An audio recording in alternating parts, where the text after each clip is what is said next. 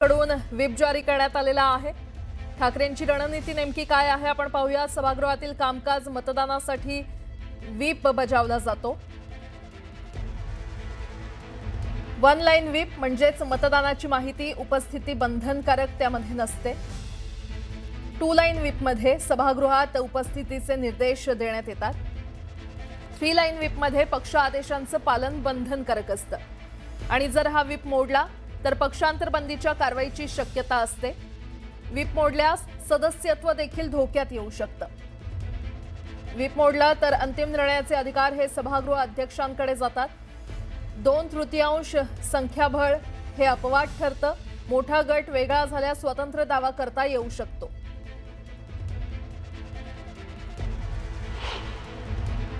आता ते उद्या मीटिंग लावतील, म्हणजे खासदार आले नाहीत त्यांच्या, पण कसं आता वेळ निघून गेली।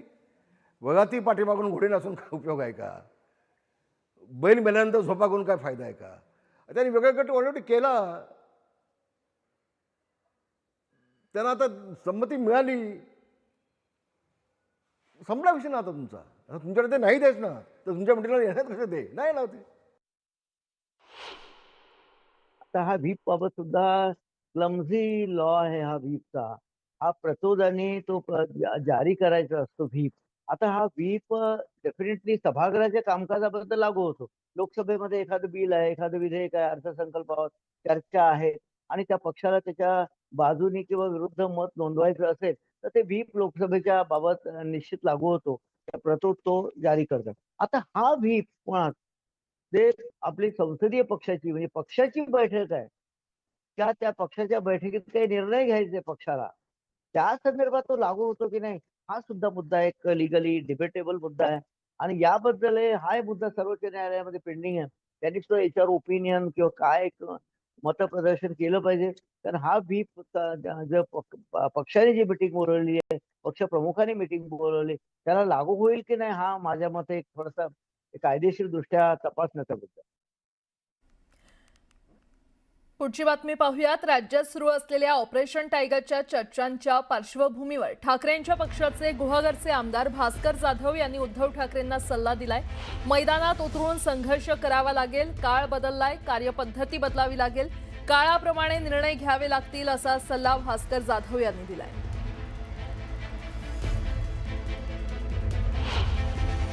जे काही करावं लागेल ते मी पक्षप्रमुखांच्याकडे बोलणारच आहे, ते बोलावंच लागेल। हे रोज जातायत फक्त बोलून चालणार नाही। आपल्याला कुठेतरी आपली कार्यपद्धती बदलावी लागेल। आपल्याला काही ना काहीतरी कार्यक्रम घेऊन लोकांसमोर जावं लागेल। आपल्याला मैदानात उतरावं लागेल आणि मैदानात उतरून जे काय घडायचं ते घडेल, संघर्ष करावा लागेल। दिसेल हळूहळू, आपण अपेक्षा करू। मी आशावादी आहे। मी सातत्याने ह्या सूचना करतोय। शिवसेनेच्या कार्यपद्धतीमध्ये हे बसत नाही हे मला माहिती आहे, तरी सुद्धा शेवटी काळ बदलला की आपण आपली कार्यपद्धती सुद्धा बदलली पाहिजे। काळ बदलला की आपण आपली दिशा सुद्धा कधी कधी बदलावी लागते आणि काळ बदलला की आपल्याला काही निर्णय काळाबरोबर जाण्याकरता घ्यावे लागतात, ते त्यांना घ्यावे लागतील। थांबवणं म्हणजे काय, करणार काय? थांबवणं म्हणजे करायचं काय? थांबवणं म्हणजे काय, ही काय कुकुळी बालं नव्हे, ही लहान मुलं नव्हे की त्यांना हाताला धरून इथं बस, तुला चॉकलेट देतो, तू रडू नकोस, तू गप्प बस, असं नाहीये ना। ही सगळी लोकप्रतिनिधित्व करणारी अशी ही मंडळी आहे। ही मंडळी यांना समजावण्याचा प्रयत्न होतोच, यांना सांगण्याचा प्रयत्न होतोच, पण त्याच्या उपर कायद्यानं यांना बंधन करता येतं। निवडणूक आयोगाकडून यांना बंधन करता येतं। पक्षांतर्गत बंदी विरोधी कायद्याकडून यांना बंधन करता येतं। न्यायालयामध्ये जाऊन यांना बंधन करता येतं। पण ह्या ज्या स्वायत्त संस्था मी म्हणतोय, या संस्थांचं अस्तित्वच कुठे जाणवत नाही। दिसेल हळूहळू, आपण अपेक्षा करू। मी आशावादी आहे।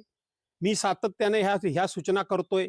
शिवसेनेच्या कार्यपद्धतीमध्ये हे बसत नाही हे मला माहिती आहे, तरी सुद्धा शेवटी काळ बदलला की आपण आपली कार्यपद्धती सुद्धा बदलली पाहिजे। काळ बदलला की आपण आपली दिशा सुद्धा कधी कधी बदलावी लागते आणि काळ बदलला की आपल्याला काही निर्णय काळाबरोबर जाण्याकरता घ्यावे लागतात, ते त्यांना घ्यावे लागतील। ऑपरेशन टायगरच्या चर्चांच्या गदारोळातच ठाकरेंच्या पक्षाचे आमदार भास्कर जाधव यांनी कळीचा मुद्दा उपस्थित केलाय. पक्षांतर बंदी विरोधी कायद्यातील 10 स्केड्यूलनुसार दुसऱ्या पक्षात जाता येत नाही. गट करून दुसऱ्या पक्षात विलिनीकरण करणं गरजेचं असतं. असं असताना 2022ला झालेल्या शिवसेना फुटीवेळी शिंदेंना हा नियम का लागू नाही असा सवाल भास्कर जाधव यांनी उपस्थित केलाय.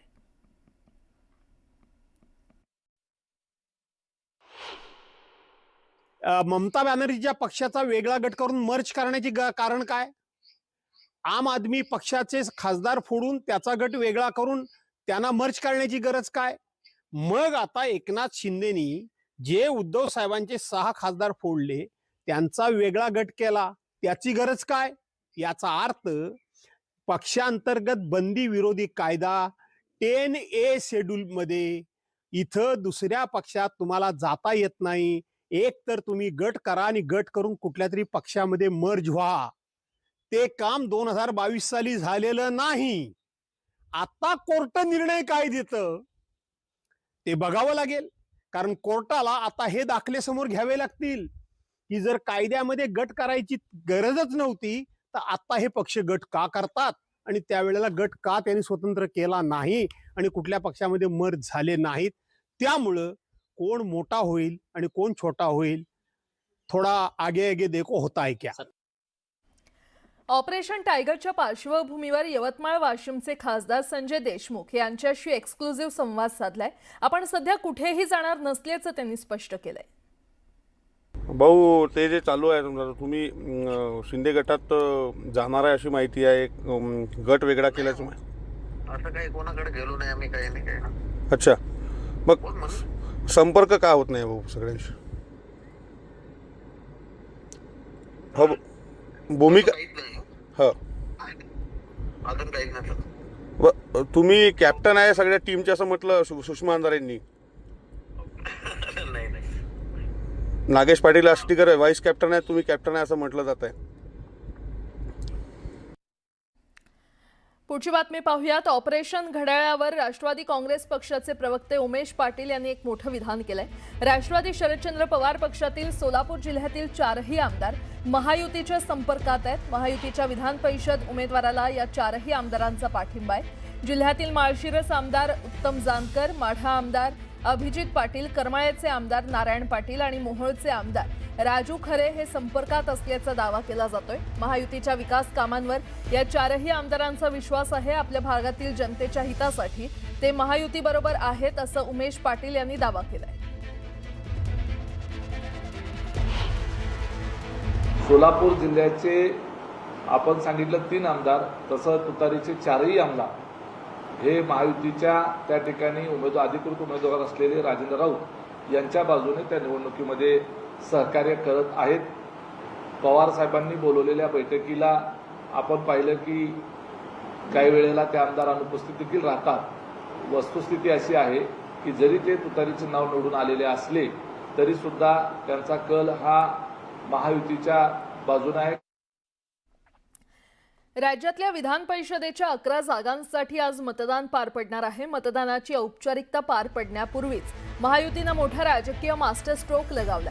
या 11 पैकी तब्बल 6 जागांवर महायुतीचे उमेदवार बिनविरोध विजयी झालेले आहेत. या बिनविरोध विजयामुळे सत्ताधारी भाजप, शिवसेना आणि राष्ट्रवादी काँग्रेस या महायुतीच्या गोटात प्रचंड उत्साहाचं वातावरण आहे.